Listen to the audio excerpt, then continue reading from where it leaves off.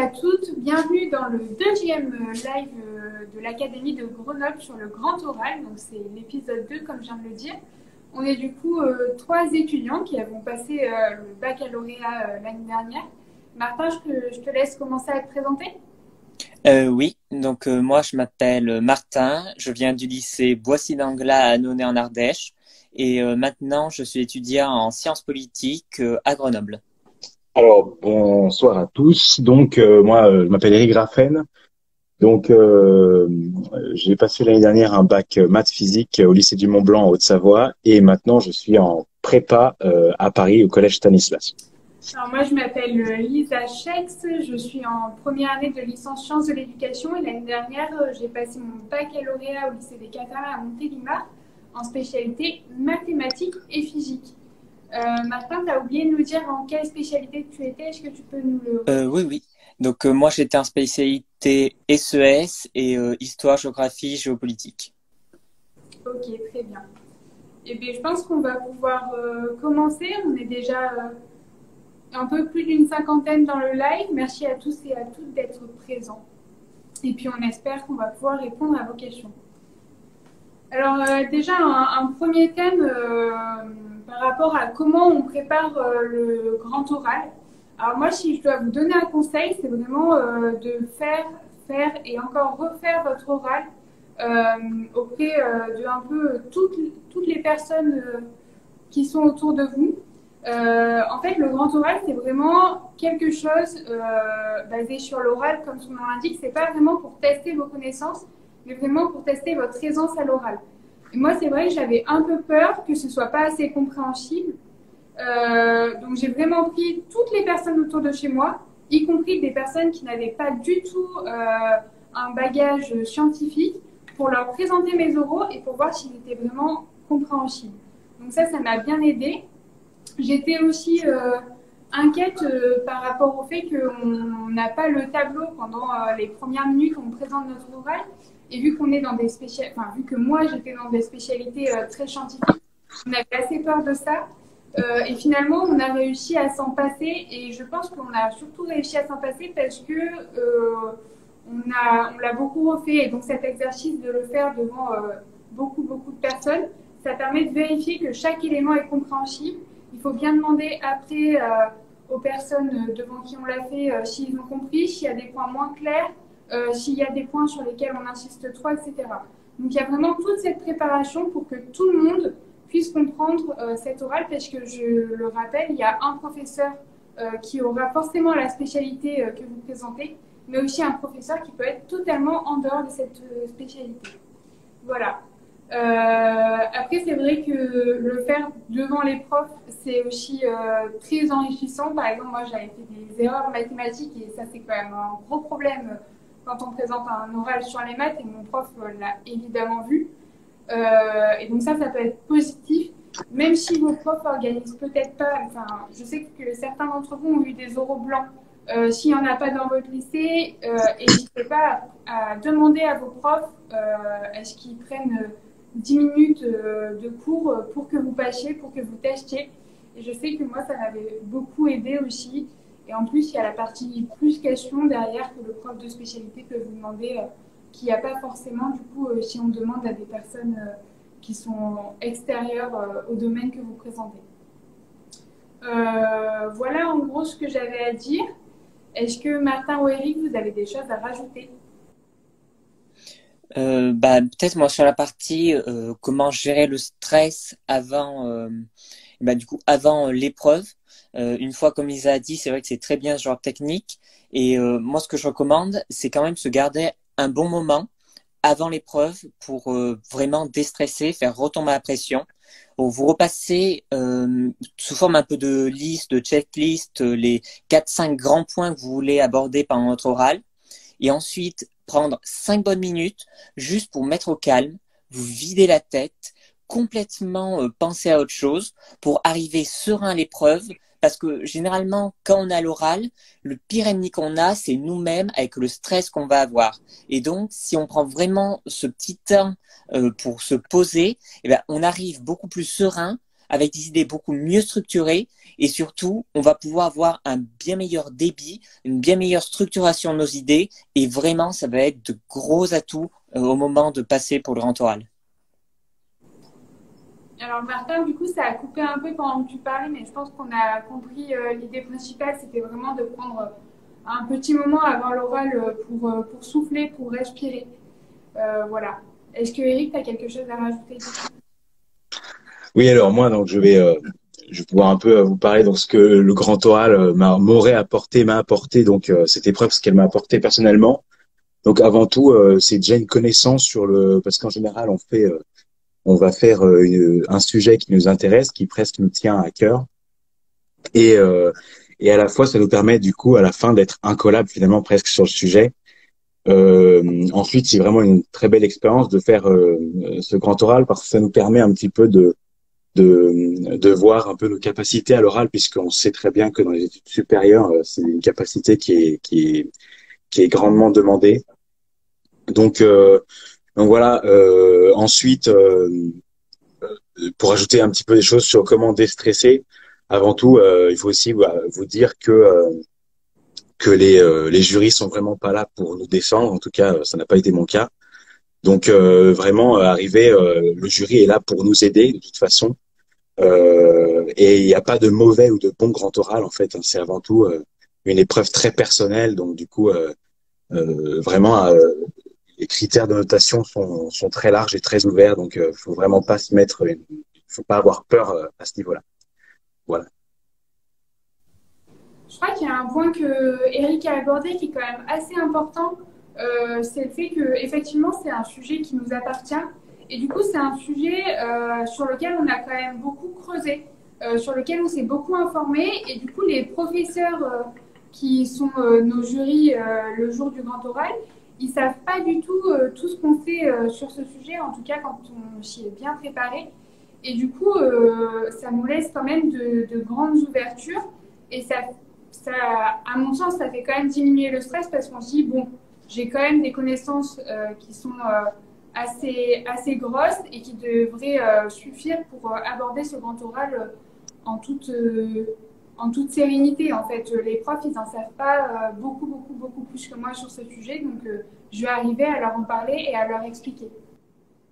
Oui, voilà, et puis vraiment se dire qu'il n'y a pas de questions, il n'y a pas beaucoup de profs qui veulent vraiment vous piéger en posant des questions pas possibles et autres, que bah il suffit de répondre avec ce que vous savez et généralement ça fait largement l'affaire pour pouvoir pouvoir répondre à leurs attentes et vraiment c'est ce qu'ils attendent, c'est de voir votre réaction aussi, comment vous allez réagir face aux questions. Donc voilà, restez serein et tout se passe bien.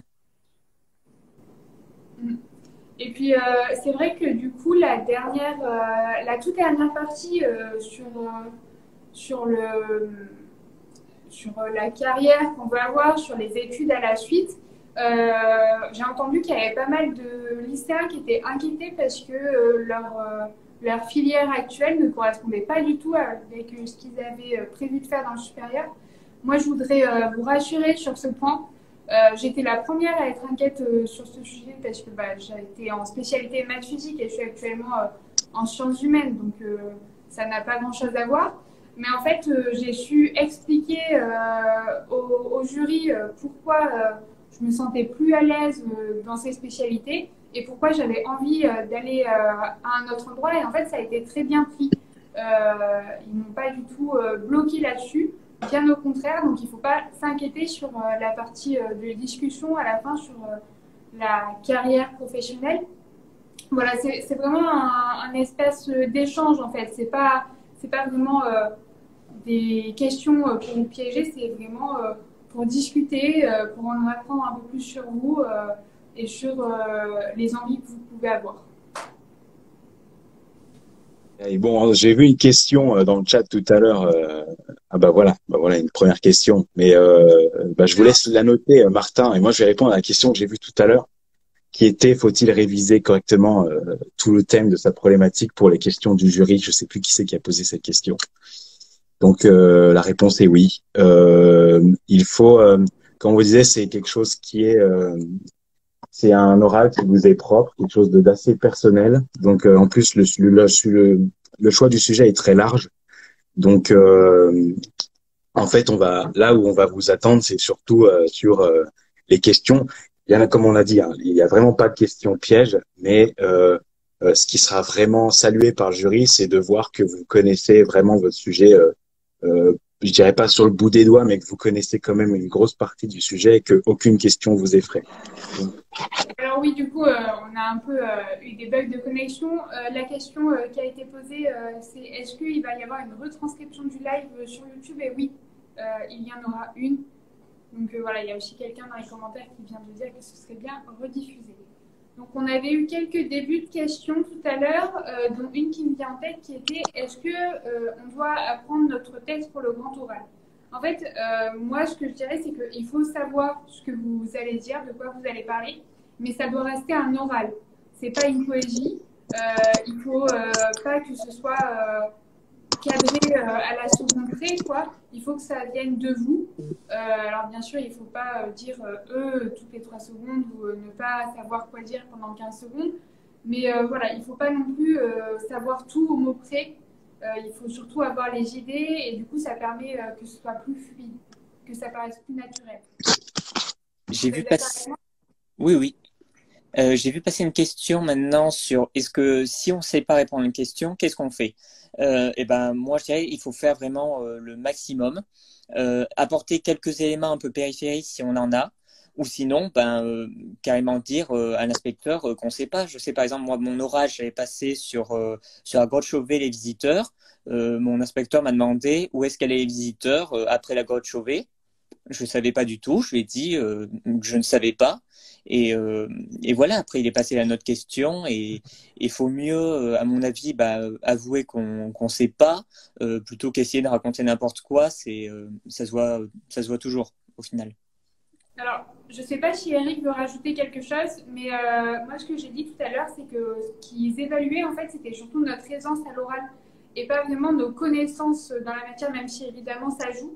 Mais du coup, en fait, le truc, c'est que si on nous pose une question à laquelle on ne sait pas répondre, il ne faut pas rester figé. Il faut savoir rebondir, mais si on ne sait pas répondre vraiment à la question, c'est pas grave. Comme Martin l'a dit, on peut apporter d'autres éléments de réponse et être franche, dire écoutez, en réalité, je ne sais pas vraiment répondre à cette question. Si vous la trouvez intéressante, vous pouvez dire mais c'est vrai que c'est intéressant, je me renseignerai après. Et puis peut-être apporter des éléments parallèles. Eric, est-ce que tu veux rajouter quelque chose? Sur cette question particulière, pas spécialement. C'est vrai que l'honnêteté, ça paye. Moi, je sais que personnellement, j'ai eu une question, j'ai pas su quoi répondre. J'ai dit, écoutez, je n'ai pas la réponse. Et puis, le jury a immédiatement passé à autre chose. Donc voilà. Ok. Alors du coup, je vous invite à reposer vos questions dans le chat pour qu'on puisse répondre. Alors, moi, j'avais vu une question. Donc, comment se déroule la partie orientation? Donc, en fait, c'est une partie où on vous pose des questions. On va vous demander déjà ce que vous souhaiteriez faire, si vous savez ce que vous voulez faire. Donc, en aucun cas, c'est pénalisant de dire qu'on ne sait pas ce qu'on veut faire. Ensuite, on va vous poser diverses questions sur le cursus en fait qu'il faut réaliser. Si vous voulez faire ingénieur, ils vont vous demander comment on fait pour devenir ingénieur, tout simplement. Et ensuite, ils vont peut-être vous demander aussi les écoles que vous avez demandées et vos admissions sur Parcoursup. Voilà. Et puis après, moi personnellement, c'est ce qu'ils m'ont demandé. Après, je sais pas, Martin, Lisa, si vous ont demandé autre chose, mais rien de. Oui, non, voilà, c'est ça. C'est discuter, changer autour de son orientation. Mais voilà, pareil. Oui, c'est. Il y avait une question, il me semble, sur est-ce qu'on a à faire un diaporama ou autre? Non, non, il n'y a pas à en faire. C'est vraiment l'oral qui compte. En fait, au-delà de il n'y a pas à en faire, c'est interdit, il me semble. En tout Oui, cas, oui. nous, on était assez inquiets en filière scientifique parce qu'on n'avait pas le droit à des supports. Mais au final, ça se fait assez bien. Le seul support, entre guillemets, que vous pouvez avoir, c'est la feuille que vous préparez mais pendant les 15 minutes avant le grand oral. En fait, en amont, vous allez être dans la salle et vous aurez, il me semble que c'est 15 minutes, mais je ne suis pas sûre de la durée, il faudra vérifier Ça se trouve assez facilement sur Internet. Et vous allez pouvoir faire une fiche avec des mots-clés, des données si vous avez envie, enfin bref, tout ce que vous voulez, mais ça doit être dans votre tête. Vous ne pouvez rien amener de fait chez vous au grand oral. Voilà, et juste pour ajouter une petite précision, donc voilà, hein, le support, en fait, vous n'avez pas le droit d'amener des choses extérieures genre des clés USB ou des feuilles toutes prêtes, c'est-à-dire voilà, comme Lisa disait, pour qu'on soit sûr que ce soit bien compris, c'est vraiment, vous devez, enfin, vous aurez des feuilles à votre disposition, et à ce moment-là, vous pourrez faire en fait des diapositives papier. En fait, vous pouvez faire votre diaporama, mais sur un papier. Voilà. Donc, il y a une question sur comment faire pour que les jurys paraissent moins stressants. Je dirais qu'il faut déjà bien se rappeler, comme on l'a déjà dit, que sur les jurys, il y en aura un qui connaît absolument rien. Donc vraiment, le mieux, c'est de vous dire que vous êtes en face de quelqu'un. Il a beau être prof, il y connaîtra pas forcément grand-chose au domaine dont vous allez parler. Donc vraiment, c'est vous qui connaissez le mieux votre domaine. C'est vous qui avez préparé ce grand oral, qui avez bien travaillé dessus. Donc vous êtes quasiment ici le prof et eux les élèves. C'est vraiment, imaginez-vous dans cette situation-là pour pouvoir au mieux gérer le stress et apprendre finalement, essayer d'apprendre des choses à ces enseignants qui ne sont pas spécialistes de la matière pour un membre du jury. Et pas spécialistes de votre sujet de toute manière pour l'autre. Moi, je pourrais répondre à la question par contre sur la partie orientation. Donc, comme je disais tout à l'heure, en fait, ça dépend des jurys. Moi, mon jury c'était sous forme de questions-réponses, c'est-à-dire que voulez-vous faire? Je veux faire ça. Comment on fait pour faire ça? Qu'est-ce que vous avez sur Parcoursup? Après, ils peuvent vous dire, c'est bien d'arriver à avoir préparé quelques lignes en disant, si jamais ils vous posent la question, décrivez-nous ce que vous voudriez faire plus tard. À ce moment-là, oui, là, il faudra faire une sorte de mini monologue, mais assez court. Parce qu'ensuite, ils vont immédiatement passer aux questions. Mais en général, ce sera sous forme de questions. On va vous poser des questions très précises sur comment faire, que faire, etc. Il y a eu une question, du coup, est-ce qu'il faut mieux un texte ou des grandes lignes? Clairement, enfin, vous me direz, Lisa Iris, ce que vous en pensez, mais pour moi, c'est des grandes lignes. Un texte, si vous rédigez tout, vous allez vous perdre dedans. Vous allez avoir tendance à vous y coller dessus, à lire, ce qui va faire perdre en éloquence. Donc, clairement, ce qu'il vaut le mieux, c'est les grandes lignes, les grands points de votre exposé, et ficher de manière assez grosse, un peu sous forme de liste, de checklist, des points de passage que vous voulez faire. C'est beaucoup mieux qu'un grand texte qui vous perdra finalement plus qu'il pourra vous rassurer. Oui, effectivement, comme le dit Martin, et c'est déjà une question qu'on a un peu abordée tout à l'heure. S'il y a quelque chose qui peut vous aider aussi pour pas vous perdre en fait quand vous écrivez sur votre fiche et que vous la présentez, c'est bien mettre des couleurs. Vous entraînez avec des couleurs et le faire pareil sur la feuille le jour J pour que si à un moment vous avez un doute, vous dites cette partie-là, je l'associe à telle couleur et donc retrouvez directement sur votre feuille de quelle partie vous devez parler actuellement. Alors, j'ai vu qu'il y a d'autres questions qui sont apparues. Est-ce que tu peux nous les lire, Eric? Oui, donc une question qu'on nous demande que dans la première partie de l'oral, si on doit parler que du sujet et de l'orientation. Donc dans la première partie, en effet, il ne faut absolument pas parler de l'orientation au début, puisque justement, c'est vraiment, il y a une partie qui est dédiée dans l'épreuve pour ça, donc vraiment réservez-la pour la fin. En plus, ça vous permettra quand même d'avoir de la matière à dire à la fin. Donc oui, vraiment, la première partie, c'est la présentation du sujet et vous ne faites aucun parallèle sur vraiment aucun parallèle sur la première partie sur votre orientation.